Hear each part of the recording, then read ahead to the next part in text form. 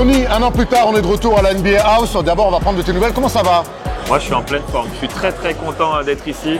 Ça me rappelle des très très bons souvenirs parce qu'à 20 ans, je venais avec les Spurs pour la première fois et ça me rappelle un peu tout ça.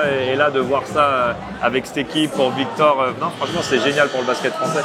Justement, ça te fait quoi de voir les Spurs être à Paris comme ça et mis en avant pendant 2 matchs sur une semaine? Déjà, je trouve que c'est énorme pour la France. Ça fait 4 ans quand même qu'il y a les NBA Games ici. Donc ça montre l'histoire d'amour qu'il y a entre la NBA et la France. Je pense qu'ils ont dit que c'était la dernière là. Normal, ça fait 4 ans de suite. Donc de terminer avec les Spurs, je trouve ça logique. Tu m'as dit que tu étais un petit peu avec eux là, sur les dernières semaines avant qu'ils arrivent en France. Est-ce que tu les as préparés un petit peu à la France et à Paris? Ouais, ils m'ont posé pas mal de questions. Ils m'ont demandé pas mal de conseils, où aller, les restos, où sortir. Et franchement, ils ont un beau programme et c'était sympa d'être 10 jours avec eux, d'apprendre aussi à connaître les nouveaux. Je ne connaissais pas par exemple Steven Cassell qui est un meneur qui est en train d'exploser en ce moment. Donc c'était vraiment sympa de passer du temps avec eux avant d'arriver ici. Ils viennent faire 2 matchs dans saison régulière. J'ai envie qu'on parle un petit peu de leur saison. Quel regard tu as sur cette équipe, sur leur saison? Ça a été un bon début, ils sont un petit peu dans le dur, ils sont en train d'apprendre le métier. Quel regard tu as sur cette saison? Je pense que déjà, ils sont en net progrès. Déjà l'année dernière, ils sortent quand même de 2 saisons où ils ont gagné que 22 matchs, donc c'est pas beaucoup. 22 victoires, 60 défaites. Et là, on est déjà à 19 victoires. Moi, quand je suis arrivé, ils ont fait un très très bon match contre les Lakers. C'est vrai que les 3 derniers, c'était pas super, mais je trouve qu'ils vont dans la bonne direction. Il y a des bonnes pièces. Devin Vassell, il progresse bien. Keldon Johnson, le rookie Stephen Castle, j'adore. Je pense que ça va être un très très gros joueur. Et Victor, il continue sa progression. Victor, il fait une très très bonne 2e saison. J'ai l'impression que là, cette année, il mérite d'être All-Star. Et ça va dans la bonne direction. Alors après, ça va encore un peu prendre du temps parce que pour gagner en NBA, c'est dur. Je pense qu'il manque encore, je dirais 2-3 joueurs avant vraiment qu'on puisse dire on va concurrencer les OKC et les Boston Celtics. Mais au moins, on va dans la bonne direction.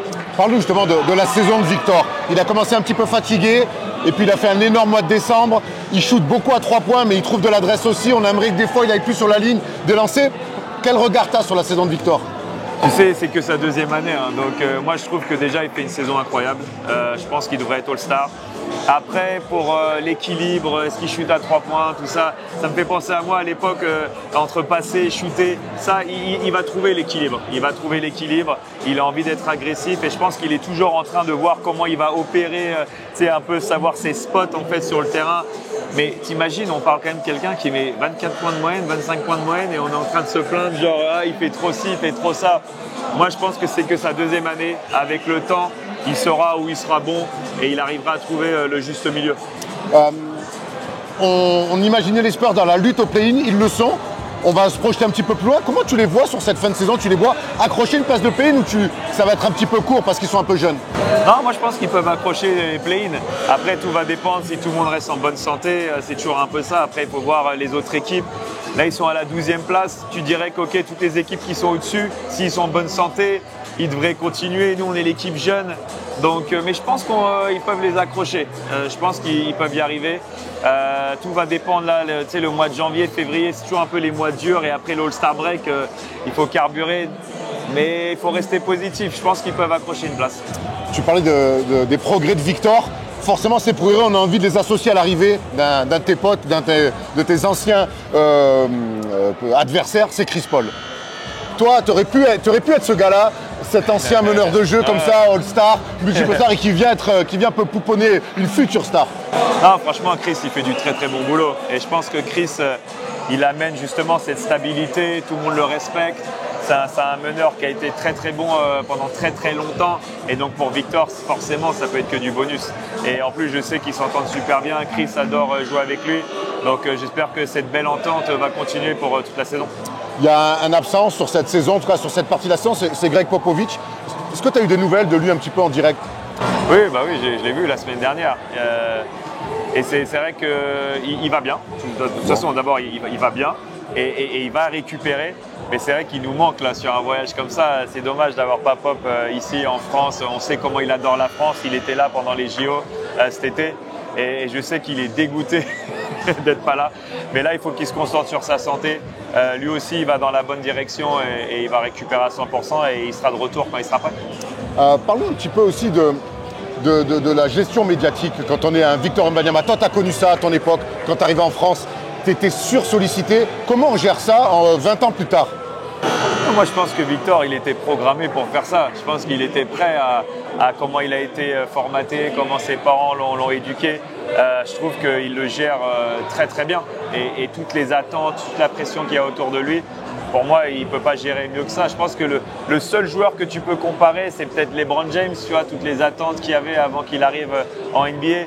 Moi, j'ai connu aussi ça il y a 20 ans où c'était la folie, parce qu'en plus, à l'époque, tu sais, la NBA, ça commençait, on va dire, à vraiment exploser pour les Européens.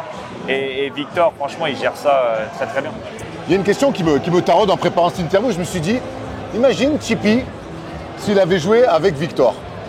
Est-ce que tu t'y as imaginé? Et j'ai envie que tu nous dises quel genre de two-man game vous auriez développé.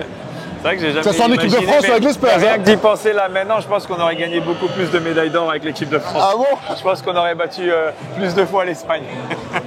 Est-ce que aujourd'hui par exemple, avec tes qualités, les siennes, tu serais allé le chercher sur quoi? Vous auriez développé quoi? Je pense qu'on aurait été très très complémentaires. Déjà, moi j'ai eu la chance de jouer avec un des meilleurs joueurs de tous les temps, avec Tim Duncan. Donc je pense qu'avec Victor, on aurait été très très complémentaires. Je pense que mon jeu, il aurait été très très adapté au jeu d'aujourd'hui avec ma rapidité. Franchement, aujourd'hui, ça aurait été même plus facile, je pense, que quand j'ai joué moi, de performer. Et je pense qu'on aurait gagné beaucoup de titres ensemble. C'est-à-dire combien? On veut un chiffre. T'en as gagné quoi? 4 avec Tim Duncan? Au moins 4. Au moins 4, voilà. Pour pas que... Alors j'ai une question. Qui est meilleur, Tim Duncan ou Victor Wembanyama? Non mais mais tu vois, les comparaisons elles vont forcément venir. Tu viens aux Spurs, donc forcément les attentes sont énormes autour de lui. Mais je pense qu'il faut qu'il crée sa propre histoire, sa propre dynastie. Et en tant que Spurs, je trouve qu'on a trop de la chance d'avoir un joueur comme ça. Et il va continuer la tradition des Spurs et j'espère qu'il ramènera plein de titres. Tu nous parles de tradition des Spurs. Depuis que tu y as joué, on voit beaucoup de maillots Spurs avec le numéro 9. Aujourd'hui, c'est le numéro 1. Parlons un petit peu de la culture Spurs. On parle souvent de la culture Heat, mais la culture Spurs aussi en interne. C'est une franchise à part en NBA. Bien sûr, c'est une franchise à part. Il y a une éthique de travail, une discipline que tu ne vois pas dans toutes les franchises. Et cette culture de la gagne qu'on cultive au quotidien avec cette fameuse phrase, tu sais, avec le rocher, et il faut pound the rock, la fameuse phrase de Pop, elle est omniprésente tous les jours. Et tu sais que quand tu arrives aux Spurs, tu as un certain standing à garder. Et ça, c'est ce qu'on a réussi à créer pendant 20 ans. J'en rigolais en plus avec les joueurs. Je disais, mais les gars, moi, ma plus nulle saison, c'est 48 victoires. La moitié de ma carrière, je suis allé en finale de conférence. 5 finales NBA, la moitié de ma carrière en finale de conférence. Donc j'ai dit, vous avez un long chemin. Parce que les Spurs, c'est ça les Spurs, c'est ce qu'on a créé pendant 20 ans. L'excellence. Exactement. Je vais te poser une dernière question. C'est une équipe en construction. On voit autour de Victor des jeunes joueurs qui se développent autour de vétérans. On voit un jeune coach aussi, Mitch Johnson, qui fait du bon boulot. Si tu devais donner un nombre de saisons pour que les Spurs retrouvent le chemin des finales NBA, ça serait quoi? J'ai envie de dire 3-4 ans. Je dirais 3-4 ans. Et, il faut quand même qu'on arrive à entourer Victor avec des All-Stars. Il ne pourra pas le faire tout seul. Il n'y a aucune star qui l'a fait tout seul. Tu regardes Jokic, Giannis, c'était les plus récents. À chaque fois, il faut 7-8 ans avant qu'ils gagnent leur premier titre. Donc ça va prendre un peu de temps. Et tu verrais Victor MVP dans combien de temps? J'ai déjà dit récemment dans une interview, moi je pense que dans 2-3 ans, il va être le meilleur joueur de la NBA. Donc je pense que dans 2-3 ans, en tout cas, il sera dans le top 5 tous les ans. Merci Chippy, c'est toujours un plaisir de t'avoir. Merci à bientôt. Beaucoup, à bientôt. Merci.